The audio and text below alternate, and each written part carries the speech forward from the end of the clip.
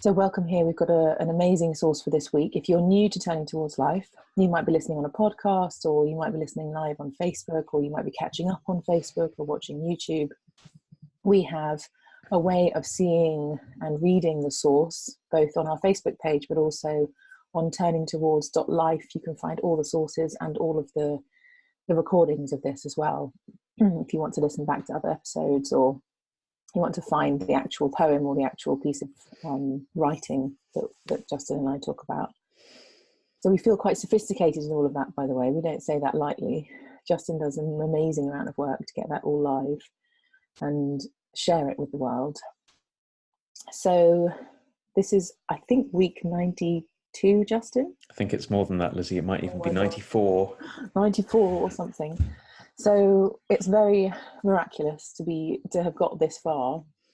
And actually, Justin, this morning I was reflecting on where this got born, and for some reason it's completely sticks in my mind. We were on the train back from Suffolk, which, if you don't know, is a very beautiful area of the UK, where our dear friend Nina lives, who also is in part of Thirdspace. And we were sitting opposite each other on one of those table sections in the train. And we had an amazing conversation about, I don't even know what the conversation was about, but I remember the moment when we said, my goodness, this needs not just to be for us. This needs to be wider than this. This needs to be something that we get to share with the world when we have these very beautiful, to me, very moving conversations about things, and particularly about when we're talking about something like a source, that we call it a source. And so that's how it got born. I was brushing my teeth this morning thinking, oh, that's cool, that's the moment that I remember so clearly. Like, there are certain moments in my life that I remember as kind of clear, present, and I kind of capture them, I think, in an image or something. And I can see us both on the train, either side of the table, thinking it was a good idea to try and do something. And we didn't know it would be this. And then it turned into this. And it's a very lovely thing that we're still doing it nearly. Well, it would be 2 years in the autumn or something, won't it? That's right. I don't know, but I've done lots of things for 2 years, but I've never done something like this for 2 years. Like, it's quite miraculous, really. So it's a very wonderful thing. And obviously we have, Justin, you were saying the other day that we have a bank of about a week's worth of listening. So if you kind of went on holiday and had literally nothing to do, you might be able to listen to us for an entire week worth of speaking and reading. So we've built quite a bank. So please, if you're new to this, and maybe you've just been here a little while or something, please feel free to go and benefit from, listen, share any of the sources. Justin does this wonderful thing where he puts a little title that kind of summarizes things, and there's a little summary of what what we end up speaking about as well. So you can filter that according to where you're at in your life, and a theme that's coming up, or if you might have a friend who's particularly reflecting on something or struggling with something. And you can really look at those titles and the descriptions that allow you to kind of forward something to someone. So please go and do that if it would be helpful to you. We're very delighted that we get to share in this very liberal way. And it means a lot to us when more people get to hear the conversations and join our community, really. And I was thinking of why on earth we're doing this as well this morning. And I think for both of us, Justin, community is such an important thing, to be with one another in conversation and in a deeper kind of relationship that we normally find in the world about really important topics that mean something to us. And that we get to maybe extend that through Turning Towards Life to other people is very meaningful. So please take advantage of the intention and send things around and be generous. One other thing to say before we begin with this lovely, amazing poem that Justin's brought for this week is that Justin will be teaching the Foundations of Coaching, which is one of our signature programs in Thirdspace coaching, and that will be on the 23rd and 24th of September in Hammersmith. It's a very wonderful 2 days of learning about the way that we work with people, but also ourselves, and those two things, turns out, are not disconnected from one another. So it's a 2-day program with Justin about really the underpinnings and the philosophy and the experience of what it's like to work with people using something called the integral coaching way. Well, that's not what it's called, but I'm just calling that now. It's called integral development coaching, but it's a way of being with people that is very beautiful. And I would really recommend, if you feel called in any way to working with people, or maybe you already do work with people in a therapeutic or a coaching kind of way, this could be a very lovely complement. And it's also possible to just begin with this as well. So that will be with Justin in Hammersmith on the 23rd and 24th of September, if you fancy joining in.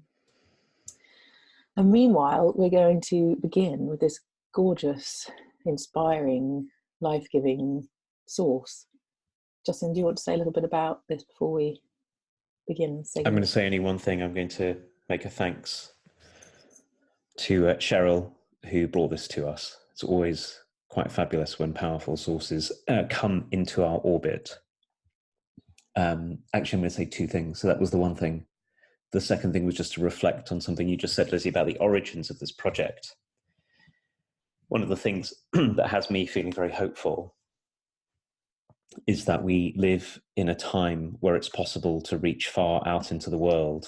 This technology that we're using, Zoom and Facebook and podcasting and all of that, is a way in which it's possible for people to connect with one another and to speak to one another and to bring things which are inspiring and truthful and opening and have us be in contact with what really matters.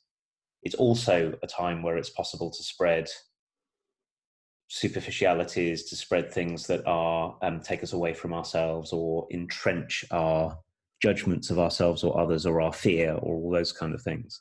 But both possible at the same time. And I'm very grateful that we can do this, actually, that we can, in a very simple way on a Sunday morning, begin something that reaches a really long way. Yeah. So thank you to all of you who are joining us. And I have a small request in that regard before we reach the source. If you do listen to us on a podcasting platform like Apple Podcasts, Google Podcasts, or whatever it is, Spotify as well, if you feel so moved and you rate the podcast, they have different systems on each, but if you think it's good and you rate it well, it really helps it spread, because then people can find us. That's the way that these things work. Only do it if you think that's what you think, but you can help us out in bringing this work to a wider audience that way. Yeah. So I'm going to read this source. As always, you'll be able to find it after our live broadcast on turningtowards.life. It's called Waiting. It's by Laser Lovitz. And if you're a member of our Facebook group, you can also join our Facebook group, search for Turning Towards Life. And you can be with us live, as many people are now, and you can also read it there. So this is Waiting. You keep waiting for something to happen. The thing that lifts you out of yourself, catapults you into doing all the things you've put off, the great things you're meant to do in your life, but somehow never quite get to. You keep waiting for the planets to shift, the new moon to bring news, the universe to align, something to give. Meanwhile, the pile of papers, the laundry, the dishes, the job, it all stacks up, while you keep hoping for some miracle to blast down upon you, scattering the piles to the winds. Sometimes you lie in bed, terrified of your life. Sometimes you laugh at the privilege of waking, but all the while, life goes on in its messy way, and then you turn 40 or 50 or 60, and some part of you realizes you are not alone. And you find signs of this in the animal kingdom. When a snake sheds its skin, its eyes glaze over, it slinks under a rock, not wanting to be touched. And when caterpillar turns to butterfly, if the pupa is brushed, it will die. And when the bird taps its beak hungrily against the egg, it's because the thing is too small, and it needs to break out. And midlife walks you into that wisdom, that this is what transformation looks like.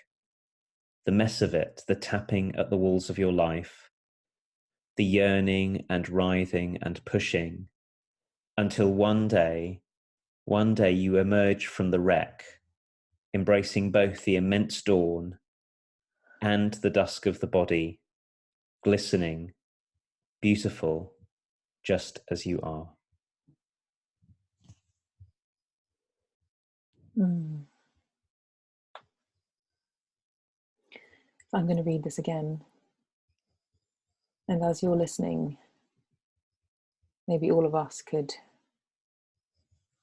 take a deeper breath than normal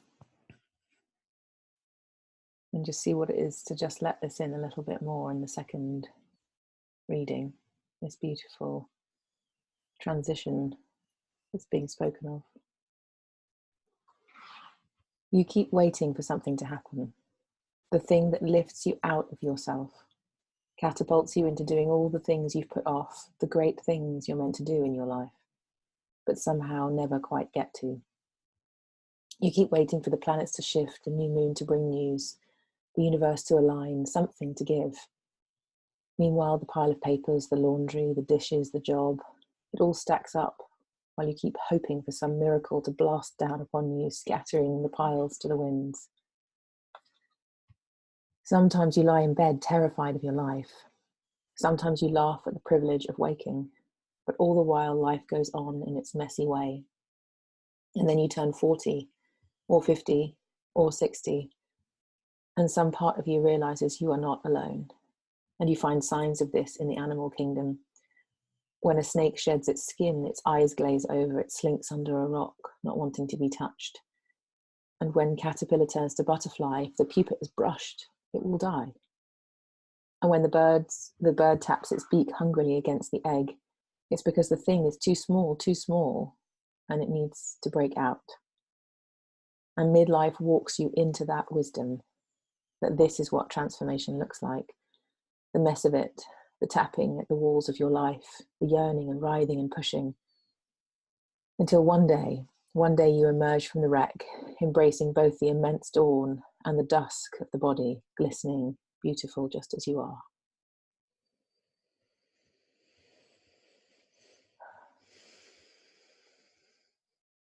God, such extraordinary words. There's so much that moves me about this poem, and it's very deeply moving, Lizzie, hearing you read it. And I've said this a number of times on the podcast. I'm very aware that 50 is what's coming soon for me. And it says here 40 or 50 or 60. It doesn't matter if it's 70 or 80 or, you know. And it's strange how we attach significance to these years that are multiples of the number of digits that we have in our hands. So that's very present for me as we read this. But the thing that moves me so much is the recognition of the mess of it. This way that we imagine that there's some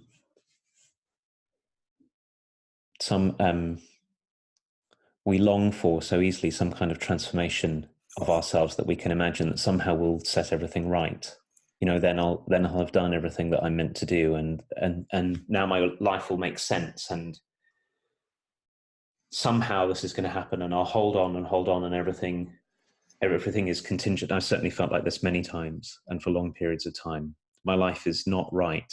Something is terribly wrong, and it will be set right, and then somehow it will be ordered and comprehensible and everything. And I so love the invitation of this poem is, no, it's not going to be like that, probably.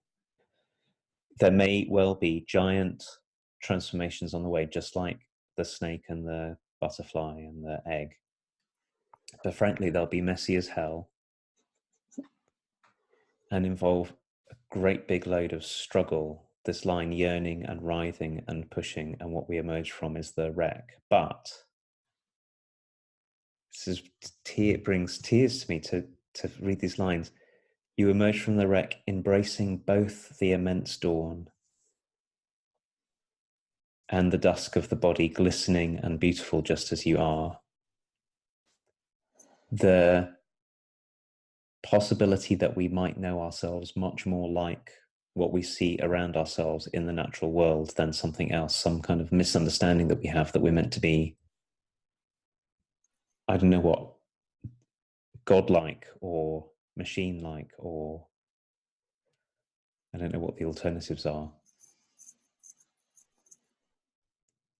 So I can feel as we read this a huge amount of allowing for the realness of things, less clouded, not less clouded by my yearnings and longings, but less clouded by an idea that I might have that things will be a particular way. Oh, and that I'll be in charge of them. I think that's the other thing. Somehow they'll be my way. It's very freeing and very kind, I think. Yeah. And that also, for me, just listening to that, Justin, serves to, I don't know, somehow soothe this feeling of waiting that this poem invites me to reflect on, like the feeling that something is going to come along. And I think it kind of goes back to the deeply embedded romantic notions that we have of being saved or chosen or special, all those things. And somehow for me, the antidote to that is this, as you say, the invitation to it, allowing the realness and the messiness and accepting that that's what the nature of life is, that we're essentially winging it. And it's like we're either winging it reluctantly or we're winging it willingly. And I feel like to wing it willingly brings me great joy, because I can go, well, I'm winging it anyway, so I may as well just be okay with that rather than feel bad about that or like ashamed of the fact that I'm winging it. And this kind of pressure that arrives, because in the narrative of waiting, I might not have to sort out the pile of papers because something's going to happen, and it would mean I wouldn't have to sort out the papers, the pile that's building, because then that would go away then. So there's a kind of, in the story of waiting, in the story of waiting for the thing that comes down and gets us, takes us away, takes something away that we find hard, maybe many things we'd like it to take away. In the narrative of that, I'm kind of not fully engaged in my life. And there's a kind of removal that I experience in this dynamic of the waiting. And then as this poem goes on and acknowledges all the parts of me that, you know, the laundry, the dishes, the job, the papers, the stuff of life, and then acknowledges the part of me that has wisdom simultaneously right there, it just feels like a joyful kind of freedom comes over me. And it's necessary to have this contrast too, is what I feel. So the beginning of the poem and the end, each end is beautiful because of the other end. And so that kind of mess, because there's always different things going on in me anyway. And so that validation of the mess and the juxtaposition of things that don't go together feels like just an acknowledgement of that in the way that the poem unfolds as well, feels relieving and relaxing and welcoming, and like human becomes possible in all of the ridiculousness of life.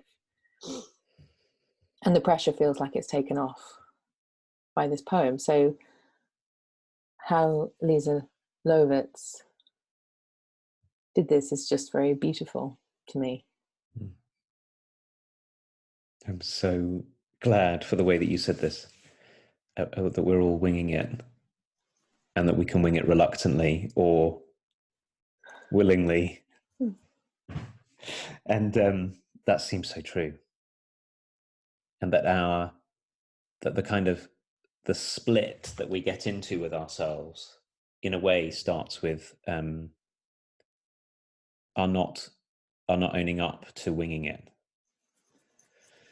Because if actually life, if we see that life is one great big improvisation in circumstances that are largely unknowable, we know lots of things, but there's much more that we don't know and that we can't know. And I'm speaking out of, my own doing this very often. I think I'm meant to have this together. I'm meant to know what I'm doing.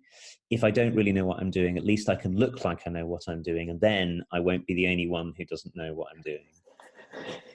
And I think that the biggest gift is knowing that we're all making it up. That's the thing, because without that, then let me see if I can follow this thought through. If I'm the only one who's not winging it, if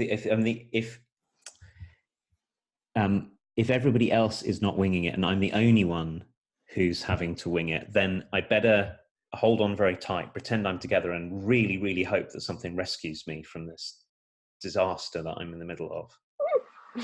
And it is so liberating to realize that it doesn't matter whether you're a judge or a celebrity, a doctor or a person taking care of a family, as someone who's scrabbling to make ends meet, someone trying to figure out what to do with the millions in your bank account, or whatever it is, whatever kind of life circumstances we find ourselves in those regards, that we are still in the middle of the most giant mystery. Yeah. And as you were talking about all of this, the lines that really, I love this thing you said about the structure of this poem, is it's kind of symmetrical, really. Actually, I think if we probably sat down and really looked, we'd see that the front and the back, front and the end sort of match one another in these ways. But the two pairs of lines are kind of mirrors to one another. One is, sometimes you lie in bed terrified of your life, and sometimes you laugh at the privilege of waking. And I read those lines with such a relief, because they're both true.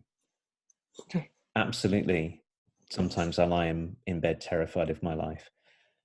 And very often I lie in bed longer feeling terrified of my life, when I imagine that lying in bed feeling terrified of my life is not an okay thing to do, and I have to stop it and I have to get rid of it. And then actually it's like being in a vice or something, it constricts. Yeah. And then sometimes I surprise myself, often when I let go, and I laugh and I think, my goodness, how amazing it is to be here and to be alive.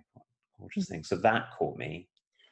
And then the other side of it that caught me whilst you were talking was this thing that I'm getting very curious about, where she says, when a snake I can't say the words, when a snake sheds its skin, when a caterpillar turns to butterfly, the snake slinks under a rock and it doesn't want to be touched. And in fact, if the pupa is brushed of the butterfly, it will die. There's this point where we find ourselves like exquisitely sensitive. And I think that the mistake, I've been feeling like that a lot recently, and I think that maybe the mistake that we make is in line with what you were saying about not owning up to the mess of it, is we are also the kind of beings that feel a ton.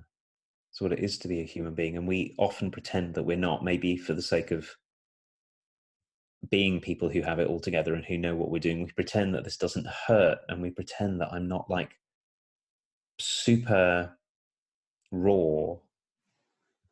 We kind of cover all of that up, and in a way it probably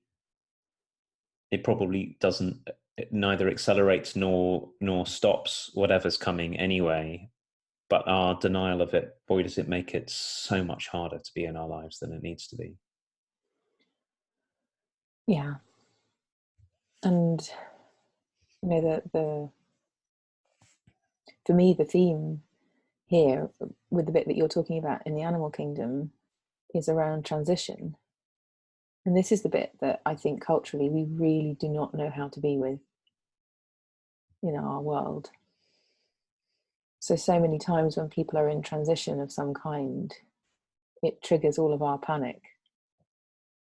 And we do all kinds of things to kind of keep it contained or quieten it down or push it away or cover it up or whatever we're doing with tactics of shaming, or sometimes with drugs or food or whatever it is, so that it kind of keeps that thing going. It keeps it under rock thing going, rather than relating to it in the kind of way that, oh yeah, snakes go under rocks for a while. Let's be patient. Let's do what's needed. Let's take care of the environment so the person can be under the rock for a while and emerge when the transition is ripe to be emergent. And so I feel like to acknowledge this and to be clear and clean with ourselves about this is also a way to allow the transitions and the change in our inner worlds, in our outer worlds, in other people's outer worlds that we're in relationship with. But know that this is what life is. That life is in the field of winging it. Like it's the energy of, this isn't a clear-cut path. This is mysterious, as you're saying. That's the nature of life. And so to be able to embrace that and be with it in our bodies, in our hearts and our minds, and find ways of feeling and thinking and relating in our bodies to these happenings in our lives and in others' lives, feels like it allows life to unfold in the way that it wants, rather than our small ideas of interfering in it and getting in the way of it happening. And the bit that really struck me when you were talking as well, Justin, was it's one of these ones that I find hard to formulate, but I want to say it. It's like when I'm in denial about the fact that I'm winging it, and or feeling particularly conscious of the fact that I'm winging it and feeling bad about it, the more I will demand you or anyone else to not be winging it, because I need you not to be winging it so that I can not feel so worried about the fact that I really, really am winging it. So when I'm reluctantly winging it, I become much more demanding for you to be fine and then the world to be fine, because I'm really reluctant about the fact that I do not have myself together and this is not nailed down and I'm not okay.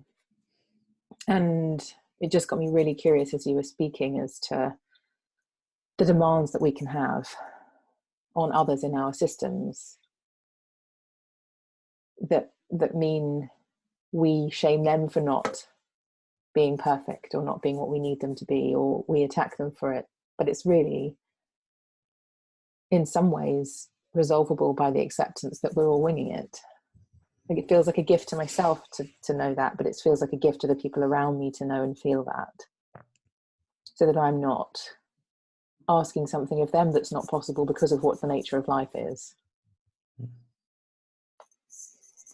We got talking about this last week, Lizzie, when we were talking about trees, and we I'm sure you'll remember that we talked about the difficulty when we start to see ourselves as things, and the liberation, the freedom that comes when we start to see ourselves as a process, see human beings as a process. And I think that what you're talking about is in that order, actually, which is, and I agree with you. I certainly experienced this myself, and I've experienced this from other people around us, that when we are, one way of talking about when you talk about winging it is this way in which we're in the mess of life and we don't have it together, and in a way there's a way that we can't, because life is so vast and so mysterious and all of that. And the other part of it that I'm thinking of is that you were talking about is with those particular times when we find ourselves in the midst of a deeply unknowable change that's coming upon us. I keep on imagining, if a caterpillar could speak, what a caterpillar would say when this starts to happen. Oh my goodness, what on earth is this? And perhaps it's particularly at those times that are in our wish to not acknowledge how messy it is and how unsure it is, that we try to make ourselves and other people into things. And we essentially are saying, don't be a living something, be fixed so I can rely on you. I can't deal with the fact that I'm changing in a way that I don't understand, or that you're changing. And we try to get people back into a knowable shape. And we say things like, well, that's not like you. Something must be wrong. And maybe we do it out of a sort of great kindness, in a way, an intent to be kind, but it ends up being very unwittingly very cruel. It's like, as I'm understanding the poem in a new way, it's like going and touching the pupa, brushing the pupa right at its most sensitive point when something that really matters is happening. And we don't often know, but we could know if we looked at our lives. We don't often know how to be alongside that change as it breaks out. And so we pile on so much difficulty onto ourselves and other people by trying to don't become this, don't have this happen, this shouldn't be happening, and it shouldn't be happening to me. Which is why the invitation in the poem here is the possibility that sometime we might realize that we're not alone when we look at the animal kingdom, that this crazy, unknowable, ever-changingness of us, which keeps on throwing us again and again and again into the deep not knowing, and also the not knowing ourselves, we turn out to be different to how we'd imagined. Our mistake is that we haven't recognized it yet, that it's everywhere. It's just everywhere, all around us. And instead of having it together, what it turns out that our lives are in many ways yearning and writhing and pushing until one day we emerge from the wreck, embracing both the immense dawn and the body glistening and beautiful just as we are. And maybe the tragedy is that we don't really have ways of talking about that in our culture. It's somehow it's been put to the margins and made invisible. Yeah. Maybe one of the things that we're doing, well, certainly that Lisa Lovitz is doing by writing this poem, is bringing it back to us. It's restoring to us that this is something so important to know about the being of a human being. It's so important. Mm. I'm so grateful Mm. to be acknowledged in all the times of transition. And in a way, it's like this poem feels like another branch to hang on to when, you know, when in the moments in your life where it's like I felt so at sea, and this realization of not being alone happens in this poem as well. You know, maybe in one of those days when you're terrified lying in bed, or everything feels like the ground is shifting in the ways that you can't even articulate, or something ends, or there's something beginning, or someone dies, or someone gets ill, or I get ill. It just feels like a ray of hope that if I could have this poem in my life, which I now do, there's a place to come that acknowledges that and realizes that it's okay to be here. And that's very welcome and important. And when we are at sea, when we don't know what to do, that this has gone into our consciousness somehow through reading this poem and talking about it, is a kind of anchor into a letting myself go through it without adding a layer on top that I shouldn't be going through it, which makes the whole thing way worse than it actually is, in my experience. Like the fact that I shouldn't be lying in bed, or I shouldn't be doing this, I shouldn't be doing that, instead of embracing it and letting it come and having faith that I'm not going to be completely taken out by this one. I'm not gonna implode, or this is going to be, I mean, it is it in some ways, like something is normally dying in those times too, like something's being born and something's dying, but that I'm not going to be obliterated or something, that I'm not going to be smashed to smithereens beyond a point that's survivable, which often is how these transitions feel to me. Mm-hmm. So I feel very grateful for this. Mm-hmm. Well, it's a reminder also, I think, of why conversations like this are so important. So I really appreciate the conversation, Lizzie, between you and me, where we get to talk about this.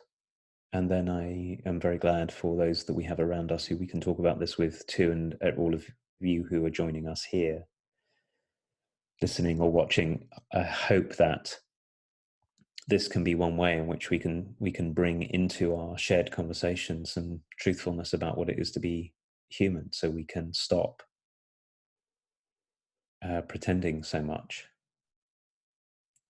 and start to settle into the kindness and gracefulness that comes from knowing our lives as they are. So we've said this so many times. I'm very glad that we do this, even if no one else was listening and watching. We know that people do, that you do listen and watch. So thank you for being with us. Yeah. And we're going to close about here. We will be back, all being well, next week. You can catch up with everything we've done on turningtowards.life or on our podcast. You can join our Facebook group. You can come and learn with us in September.